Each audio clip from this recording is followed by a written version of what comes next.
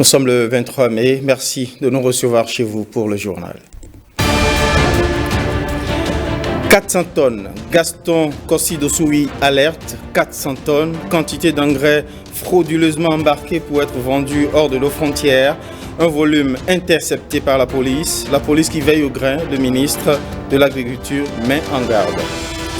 Sécurité alimentaire. Comment parer à la malnutrition par ces temps où tout coûte cher? La question mobilise à Cotonou le comité inter-État de lutte contre la sécheresse au Sahel.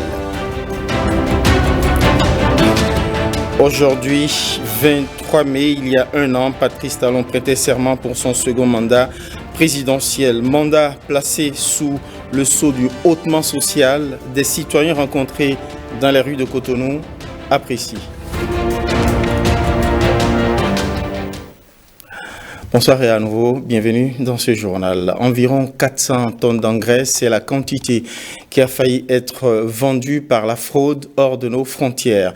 Un volume d'engrais arraisonné par la police. Le ministre de l'Agriculture, de l'Élevage et de la Pêche lance l'alerte et avertit. Les engrais subventionnés du Bénin sont destinés aux producteurs béninois. Gaston Kossi-Dossoui l'a martelé au cours d'un point de presse avec le directeur général de la police républicaine, suivant certaines de leurs interventions. Quelques 54,5 milliards ont été nécessaires pour que le prix des engrais soit au niveau de 14 000 francs le sac. Je rappelle en substance que aucun des pays qui nous entourent n'a pu couvrir ses besoins en intrants. Aucun. Même en tablant sur les réserves qu'il y avait, personne n'a couvert. Le Bénin a pu le faire au profit des agriculteurs béninois. Le 20 avril, au moment où nous adoptions la communication relative à cette subvention, on a bel et bien noté que c'est au profit des agriculteurs béninois. Peu après, nous avons sorti un communiqué pour dire que toute sortie de ces produits reste une infraction à la loi. Malgré cela, il se fait que des gens animés de mauvaise foi pour mettre à genoux l'économie du Bénin sont en train de tenter de faire sortir ces intrants-là. Le 21 mai 2022, sur renseignement, notre unité de Djougou, qui se trouve dans la Donga, a intercepté 2 camions immatriculés AS 6599 MD, BA BE 5264 MD et AX 8651 MD, BA AR 6194 MD. Vous comprenez bien que c'est des immatriculations maliennes, avec une quantité d'engrais Sodeco évaluée à 50 tonnes par camion. Nous avons poursuivi nos recherches et on a retrouvé un 3e camion qui contient à peu près la même quantité d'engrais. Ce camion également a été intercepté. À l'heure où je vous parle, les 2 premiers camions interceptés sont déjà à Cotonou, devant la BEF. Le 3e camion est actuellement dans les collines et progresse vers Cotonou. Merci de prendre le rendez-vous juste après ce journal pour suivre de façon plus ample la sortie médiatique du ministre de l'Agriculture ainsi que des responsables de la police républicaine. Les femmes du parti Bloc républicain de Malanville ont échangé hier sur la cherté de la vie et l'insécurité grandissante dans la sous-région et au Bénin. Occasion pour les militantes du parti d'apprécier la tournée gouvernementale sur la cherté de la vie. La rencontre a aussi permis aux femmes du Bloc républicain de faire des annonces sur les prochaines échéances électorales. Le point avec Gédéon Vegba, Michael Noati. Elles étaient très nombreuses à prendre d'assaut l'arrondissement central de Malanville pour écouter le message de leur présidente. Venues de tous les arrondissements de la commune de Malanville, les femmes du Bloc républicain ont eu droit à un message sincère et franc de leur porte-parole. La deuxième opportunité qu'offrent les assises de ce jour est de réfléchir sur la cherté de la vie et l'insécurité. 2 conjonctures difficiles qui frappent de plein fouet le monde entier et face auxquelles le gouvernement et son chef ne sont pas restés indifférents. les mesures draconiennes prises par le pouvoir public et les récentes tournées des membres du gouvernement sur toute l'étendue du territoire national, prouvant que les femmes ont toutes les raisons de se sentir dans un pays phare. Le gouvernement était de passage avant-hier. Le ministre a pris son temps librement de nous expliquer. Et je sais que la population de Malanville, 100 000 habitants que nous sommes, ils ont pris bonne note. Nous sommes satisfaits à 100%. Le caractère exceptionnel donc, de cette rencontre des femmes, c'est qu'il ne s'agit pas seulement d'une fête, mais il s'agit de la réflexion sur deux thèmes. Il s'agit donc de la cherté de la vie et ensuite de l'insécurité, qui sont en fait deux conjonctures mondiales. Ce n'est pas forcément béninois, ça veut dire que le Bénin en souffre. Et donc c'est ces deux thématiques qui ont été abordées et c'est ça qui leur a permis de faire un clin d'œil, c'est-à-dire d'apporter leur soutien indéfectible au président Patrice Talon et à son gouvernement par rapport à toutes les mesures qui sont prises dans le sens donc de juguler cette crise. Les militantes du bloc républicain ont profité de la rencontre pour fêter en différé le 8 mars, journée internationale dédiée à la femme. On enchaîne avec une question très actuelle et très cruciale. La sécurité alimentaire, défi africain, mais surtout pour les pays confrontés à la sécheresse, défi qui mobilise à Cotonou les pays membres du comité inter-État de lutte contre la sécheresse au Sahel. Ils veulent parer à la malnutrition, surtout dans cette période critique d'inflation. Enjeu au cœur de l'acte inaugural de la réunion, tel que saisi par Jean-Claude James et Michel Elébé. La menace de la faim et de la malnutrition plane toujours et les pays s'organisent pour des réponses efficaces. Cette 8e réunion des membres du comité inter-État de lutte contre la sécheresse dans le Sahel SILS s'inscrit dans cette dynamique. Selon les conclusions de la 37e réunion annuelle restreinte du réseau de prévention et de gestion des crises RPCA, environ 38 millions de personnes seront menacées par la faim et la malnutrition d'ici juin-août 2022, si aucune mesure ou action d'urgence n'est entreprise.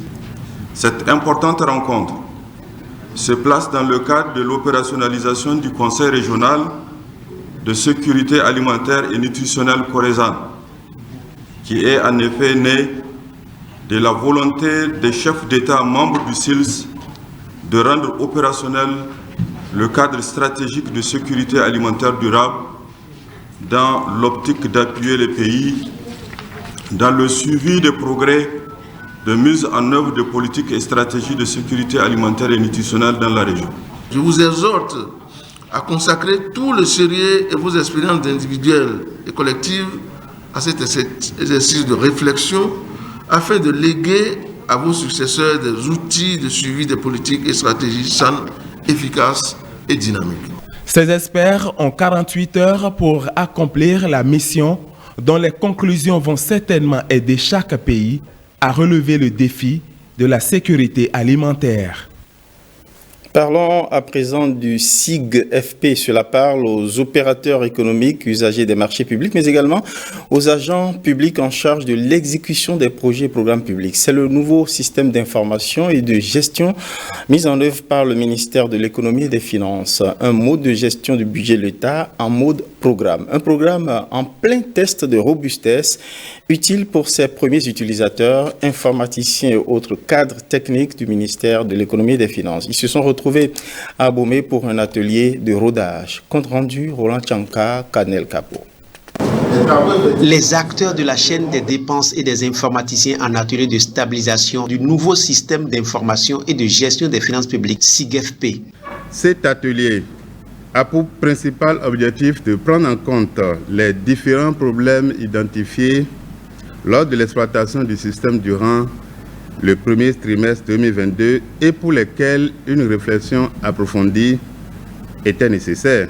La mise en production du nouveau système est précédée de l'exécution des budgets gestion 2020 et 2021 en double commande avec un dispositif de contrainte de saisie dans les deux systèmes que sont le défunt système SIG-FIP et le nouveau né SIG-FP. L'évaluation de la double commande a révélé que le nouveau système est fonctionnel et permet d'exécuter toutes les opérations budgétaires. Néanmoins, les dysfonctionnements signalés qui participent d'un véritable rodage du nouveau système devront permettre de stabiliser l'application en vue de l'effectivité de la bascule générale en mode programme pour la gestion 2022. Je suis d'ores et déjà rassuré de ce que ces résultats sont atteints et que, à l'issue de vos travaux, dès la semaine prochaine, nous aurons une gestion plus fluide du budget de l'État, exercice 2022, notamment en ce qui concerne l'informatisation de nos activités. La prochaine étape du processus d'appropriation du SIG-FP est l'organisation d'un atelier de test d'acceptation au profit des acteurs des ministères sectoriels et des institutions de la République. Rodage du SIG-FP. Rodage, on en parle également au niveau des préparatifs du CEP, le certificat d'études primaires. Cela passe par une simulation organisée aujourd'hui même de l'examen grandeur nature. C'est l'examen blanc qui offre l'opportunité de mettre en condition les candidats à l'entrée au collège, mais également au corps d'encadrement de préévaluer le travail académique effectué jusque-là. Allons voir comment cela se passe à l'école primaire publique de Kadiaon dans le reportage de René Kofi.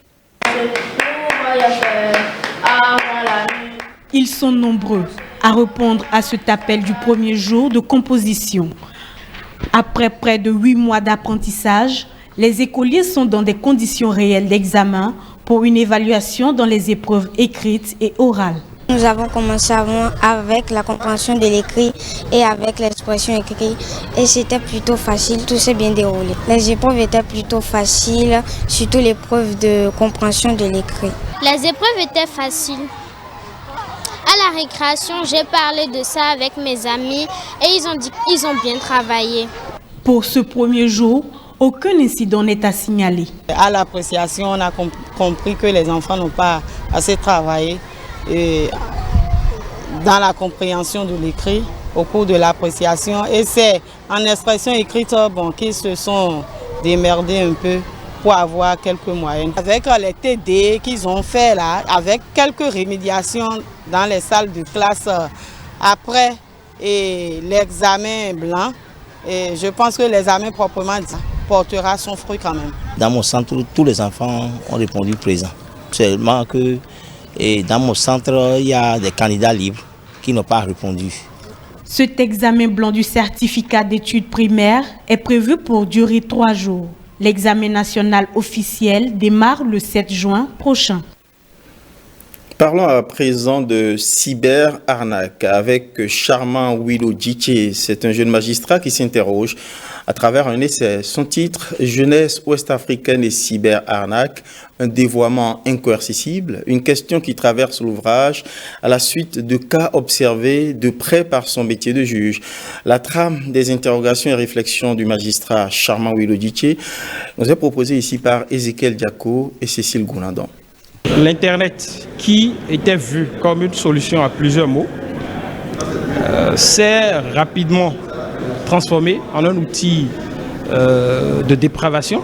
Un fait persistant avec le développement du numérique. La cyberarnaque, un phénomène auquel aucun pays de l'Afrique de l'Ouest n'échappe. L'ouvrage, d'une centaine de pages, aborde le sujet dans tous ses aspects. Un livre structuré, schématisé, qui pourrait intéresser les férus de la lecture, mais pas seulement. C'est un signal d'alerte contre un mal dévastateur pour la société.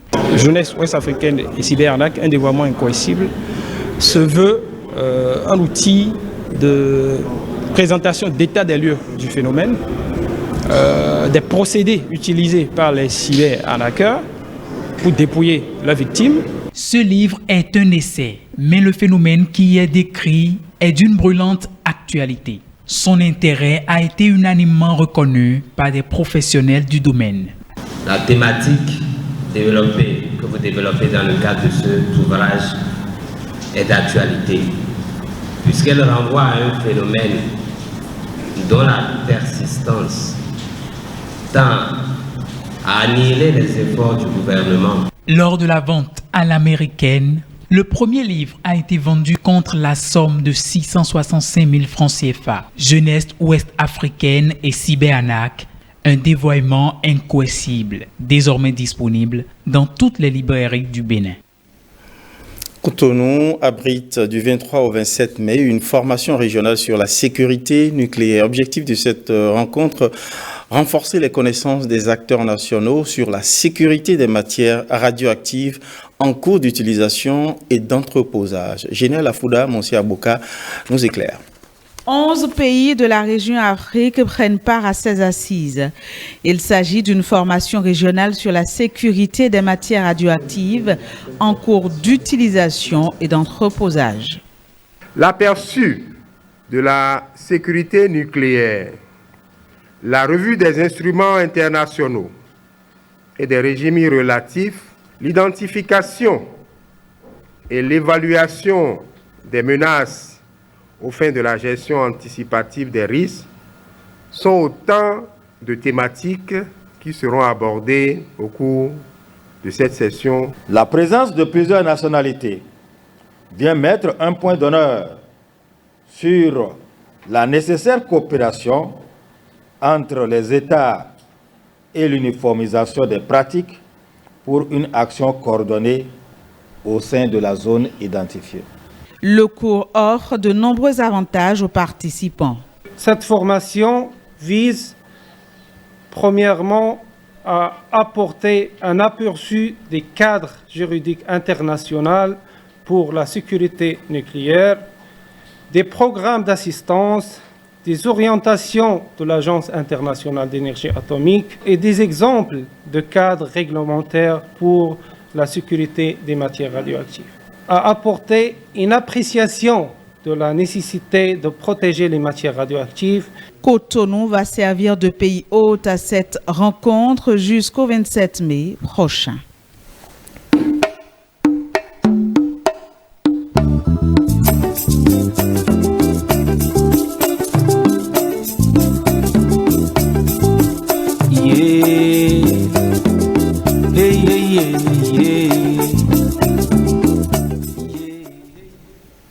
Pas sans moi. Tel est le sursaut des travailleurs de la Sobemap.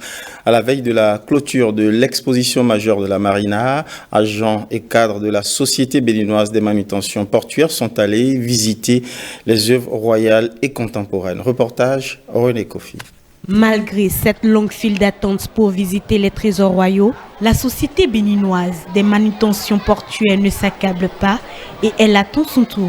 Une fois à l'intérieur, c'est la réalité vécue conformément aux informations véhiculées sur les médias. Ce que j'ai vu, je peux dire que tout à l'heure, j'ai coulé des larmes. Les larmes d'émotion. Ce que j'ai appris dans l'histoire, je le vois, je touche du doigt. Merci au chef de l'État, merci à son gouvernement. Je suis tellement content d'avoir fait le déplacement pour constater les réalités du Bénin. Parce que ce n'est pas une autre personne qui viendra me dire ce qui est de chez moi, ce qui est naturel. Moi-même, je l'ai constaté. Ce 22 mai sonne la fin de la visite dans ce musée si bien improvisé au majestueux palais de la Marina. C'est avec beaucoup d'intérêt que le personnel de la Sobemap a effectué cette visite en passant par les trésors royaux aux œuvres contemporaines. Ils y sont sortis, tout fiers de leur pays et de son chef. Et puis pour la dernière nocturne de l'exposition des œuvres majeures à la Marina, notre équipe composée de Bruno Soali et Benjamin Denayon s'est faufilée au milieu des visiteurs. Suivons le reportage. Au dernier rendez-vous nocturne de l'exposition des trésors royaux et œuvres d'art, les derniers curieux se sont délectés de plusieurs tableaux culturels captivants, dignes d'une scène finale. Le temps fort de l'ultime soirée, la danse des agodiers en mémoire des braves Amazones du Dahomey, avec à la manœuvre la compagnie Wallon. La danse, oui, c'est une création. On vient de créer ce spectacle-là. Et les agodiers, comme vous savez, c'est des dames qui existent. C'est des femmes guerrières qui ont existé depuis le XVIIIe siècle. Comment est-ce que ça se danse? Ça se danse avec beaucoup de détermination, ça se danse avec beaucoup de force, ça se danse avec beaucoup de confiance en soi et surtout ça se danse avec beaucoup de féminité. Tout le plaisir et la fierté est pour moi ce soir de voir tout le travail qui a été fait en amont et en aval. Et je peux dire qu'en matière de culture et d'art, le Bénin est un berceau. On a de la matière à développer. Depuis plusieurs semaines d'exposition de ces œuvres d'art et trésors, c'est plus de 180 000 visiteurs qui ont défilé dans cette salle, devenue un sanctuaire. Le bilan de la première partie de l'exposition des trésors royaux restitués par la France est plus que reluisant. Il est vrai, on ne s'attendait absolument pas à ce succès.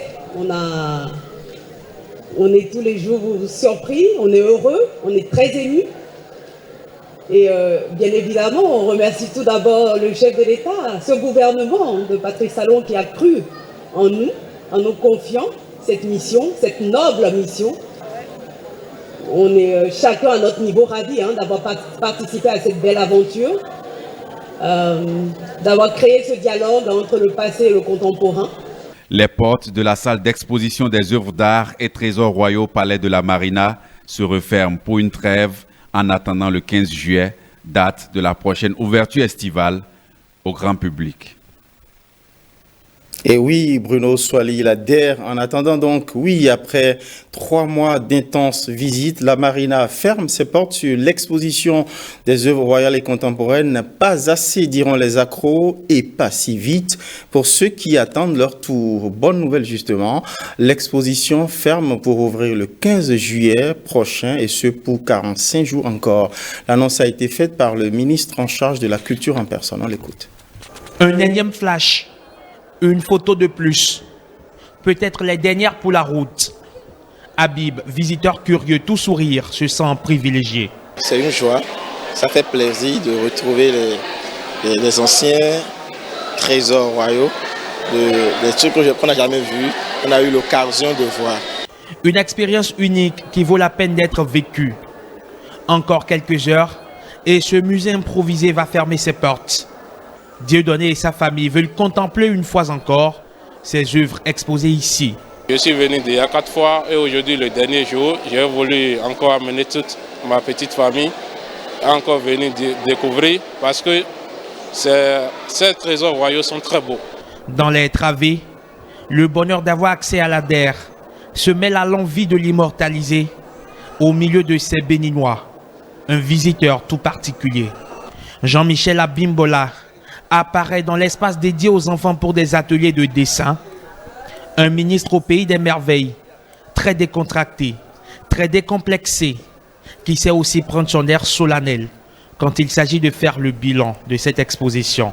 En 40 jours d'ouverture, nous avons à peu près 180 000 visiteurs.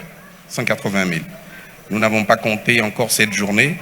Donc nous allons probablement frôler les 200 000 visiteurs. Indéniablement, c'est un succès populaire et cela est encourageant. Art du Bénin d'hier et d'aujourd'hui, de la restitution à la révélation. Une exposition diptyque qui souffre de son succès. Les populations en demandent et en redemandent. Le gouvernement n'y reste pas insensible. Cette demande incessante, cette pression amicale, fraternelle, généreuse, le gouvernement l'a entendu, le président de la République l'a entendu. Et pour cela, il nous a été demandé d'étudier la possibilité d'une réouverture pendant la période estivale. Donc je peux ici et maintenant vous annoncer, oui, avec beaucoup de joie et de soulagement également pour moi et pour toutes nos équipes, que le 15 juillet, nous allons de nouveau rouvrir pour 45 jours pour la période estivale, pour la période de la fête de l'indépendance, afin que les Béninois qui n'ont pas eu l'occasion, et principalement les Béninois de la diaspora, aient l'occasion de venir ici. Une annonce qui fait des heureux et qui fait déjà actionner le chrono pour un nouveau compte à rebours vers des vacances aux couleurs culturelles.